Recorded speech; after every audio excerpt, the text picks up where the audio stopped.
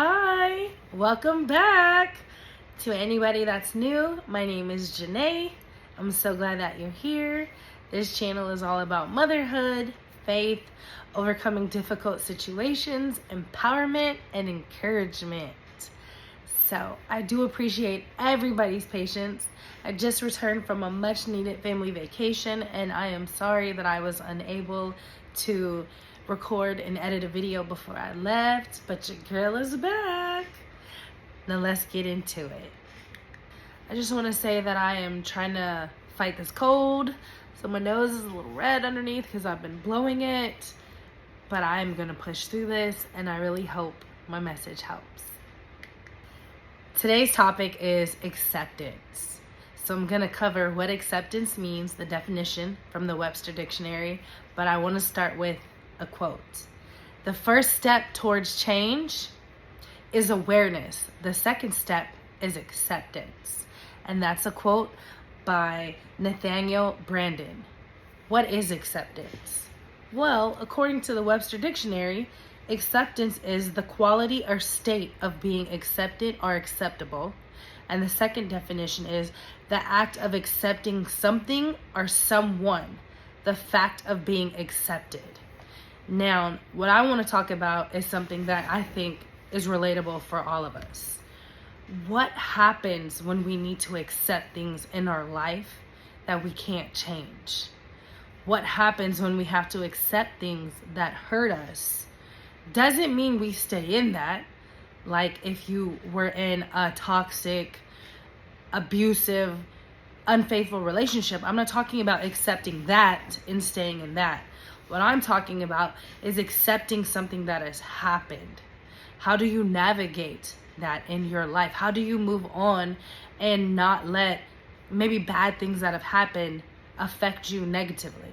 Doesn't mean they didn't impact you and affect you, but how do you let it not affect you negatively continuously? We're going to talk about that. There's this serenity prayer that my mother taught me years ago, and she always told me to memorize it, and I need to do that. It's a very good prayer, honestly. God grant me the serenity to accept the things I cannot change, the courage to change the things I can, and the wisdom to know the difference. So we, I'm sure, have all gone through things in life that sometimes may be difficult to accept. It could be that you had an almost 20-year friendship and that person just decides out of nowhere, hey, I don't want to be your friend anymore. That's something that's really difficult and hurtful to accept. But people are entitled to change. They're entitled to grow. And, they may feel like, hey, you were just a friend for a season and I don't want to put any more effort into this relationship. I had that happen to me. I was taken aback. I never imagined that happening. And it did take some time to accept it and to let it be what it was going to be. I didn't do anything wrong, and the person didn't do anything wrong. That was just their choice. Didn't mean that I was a bad person or a bad friend. It is just simply accepting somebody's choice. So that's something I want us to talk about today, is accepting things that don't make sense to us. Accepting things that have hurt us. How do we navigate that? And I want you to just take a minute and think about a situation that you had to accept. How did you feel? How'd you work through it? How do you feel about it today if time has passed, right? It could be you were let go from a job. The company downsized and you were laid off. It's hard to accept that because that's your livelihood. But it's something you had to accept because it wasn't going to change. Maybe you have to accept that your relationship with a person is not working anymore. And as much time and effort and energy that you put into it, there's nothing really to show for it anymore. You two have grown apart. How do you accept it? I got the answer for you. One, you feel. You go through it. You don't have to just act like nothing happened. We're humans. We're not robots.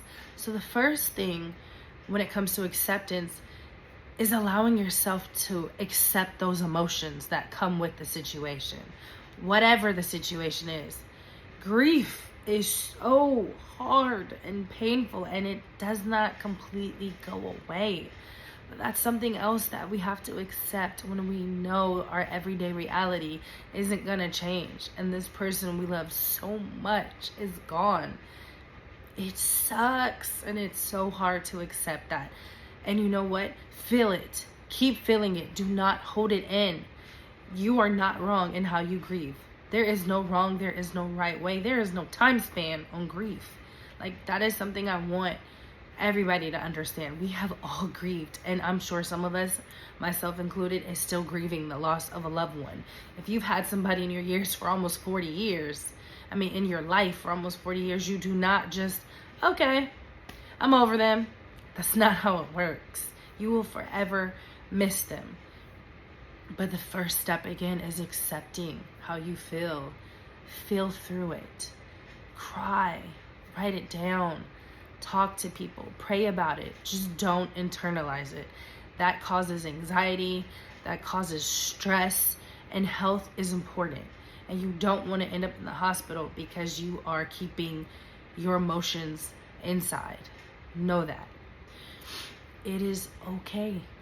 It is okay to be sad. It is okay to be upset. It is okay to feel all the different range of emotions that you feel. As long as you have allowed yourself to feel it, feel through it, go through it, you can start the healing process. The second thing is healing.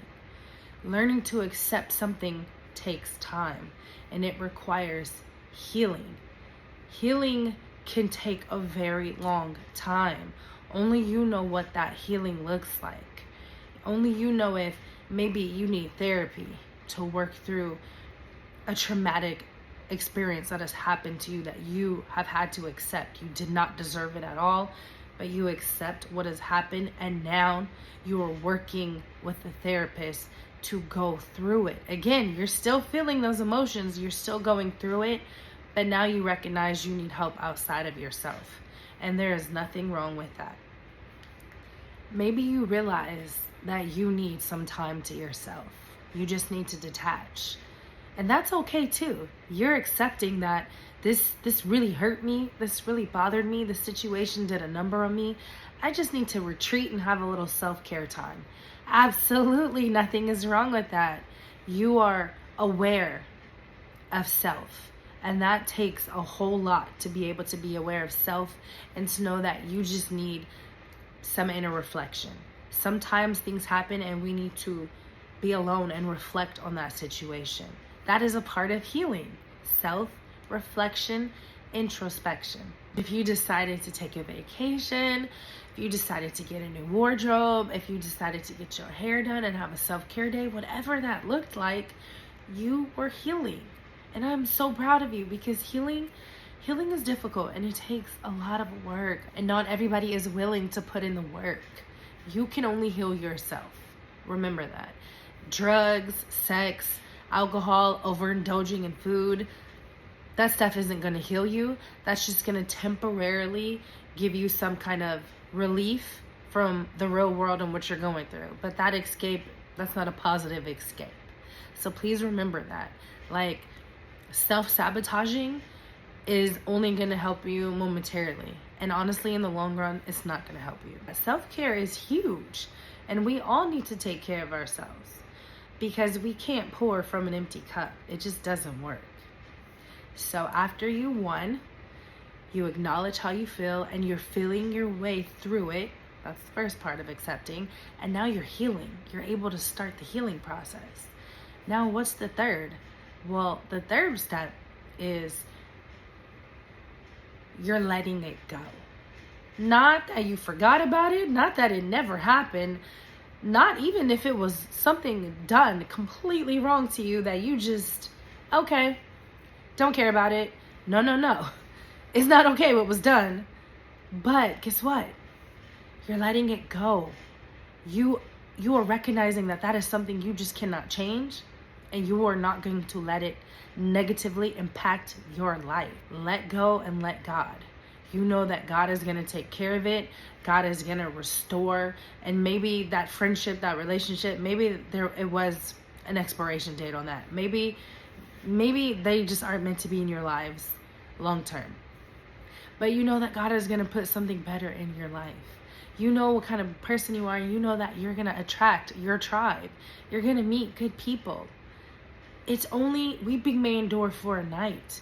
It doesn't last forever. When it rains, yeah, it could be cloudy and gloomy, but I've never seen it rain every single day, and I can only speak of Southern California. Other places, it can rain a lot. But at some point, the sun is going to come out again.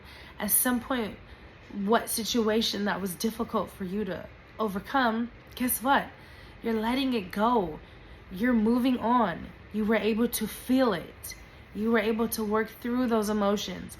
You were able to talk and communicate and vocalize how you feel. You didn't internalize it. That's amazing. And you started your healing journey.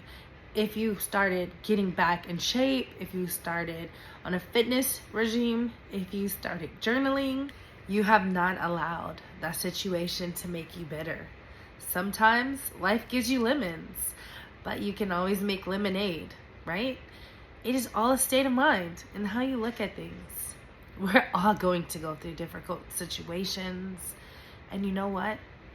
It's okay. It's how we choose to look at it. And we can learn, we can grow, and we can accept it. Until my next video, have a beautiful, blessed, amazing rest of your week.